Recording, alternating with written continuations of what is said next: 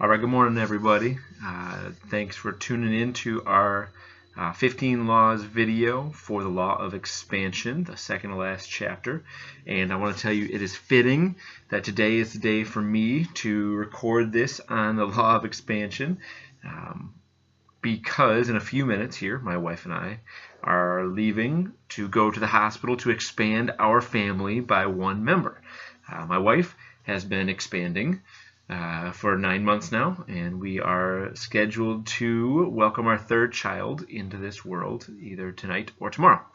So, once you reach your third child, many people ask you the same question. They ask, are you done now, or are you going to have more still? And for most of my life, I would have told you that I didn't expect to have more than one or two. And here we are with three. But the thing is, I feel like my capacity has expanded with every one. And in fact, I recall a specific conversation with my wife's grandmother who had 7 children.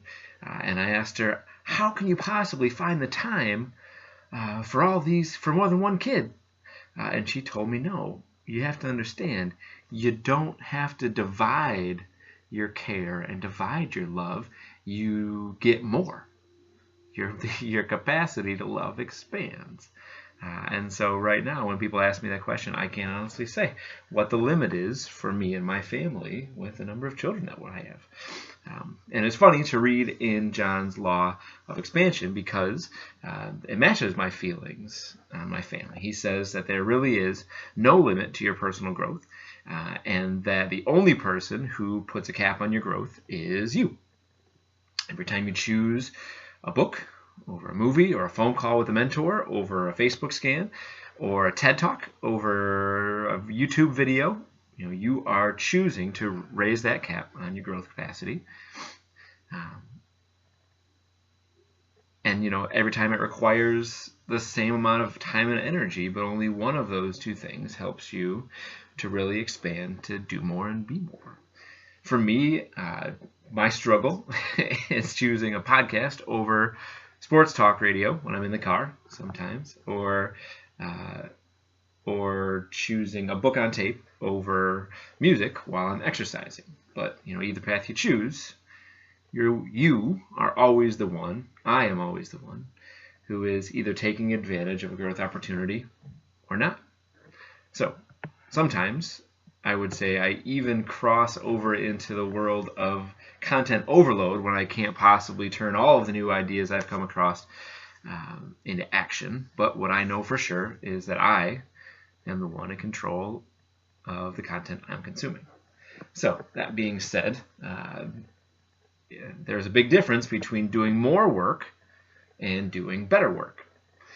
In 2016, my New Year's resolution was to do 100 push-ups every day. And on January 1st, 2016, I could do 100 push-ups, but it took me 5 sets of 20 to get to 100. But I worked at it, and by late January, I could get through it by doing 2 sets of 50. And somewhere in early February, I could do my 100 push-ups in a day without stopping in one set. 100 push-ups. Couldn't believe how much I was growing, and in terms of expansion, my arms and my chest were also expanding, right? But something happened by the time that May came along, when I was so proud of myself. This is the longest I ever kept a New Year's resolution going, but my shoulders started clicking. Every push-up, click, click, click, click, click, 100 clicks per day, until finally I stopped doing push-ups and I went to a physical therapist to find out what was going on. And she could tell me in 1 minute what was happening. And that was that I had terrible form. Plain and simple. I didn't go all the way down. I didn't go all the way up. I stopped somewhere in the middle and sacrificed the quality for the quantity. And the other thing I was doing wrong was that I wasn't balancing my front of the arm and front of the chest exercises with back of the arm and back of the chest exercises. So I was all out of balance. And I had to drop down to 20 perfect push-ups per day to rebuild the gaps I had formed. And through that failure, I definitely learned that the best case scenario isn't just more, it's more better. That's That's expansion. So back into the realm of personal growth, John asks 3 questions to test your position on expansion, and they are, if I could not fail, what would I attempt? If I had no limitations, what would I like to do?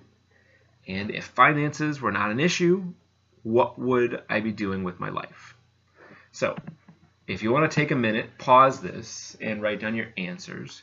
You can answer these questions about your personal growth or about the business that you're trying to grow or the school you're trying to grow, whatever it is.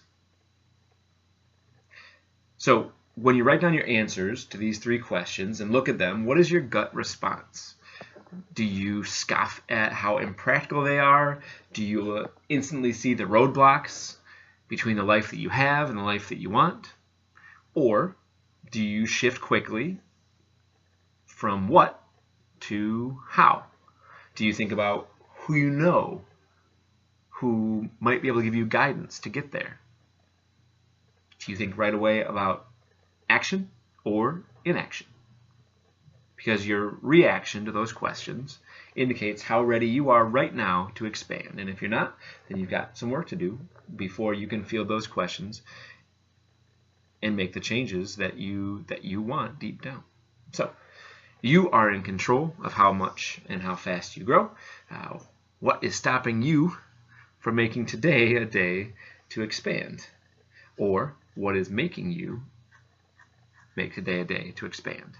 I know we are expanding today, so I've got to go to the hospital right now. So thank you. We'll see you guys soon.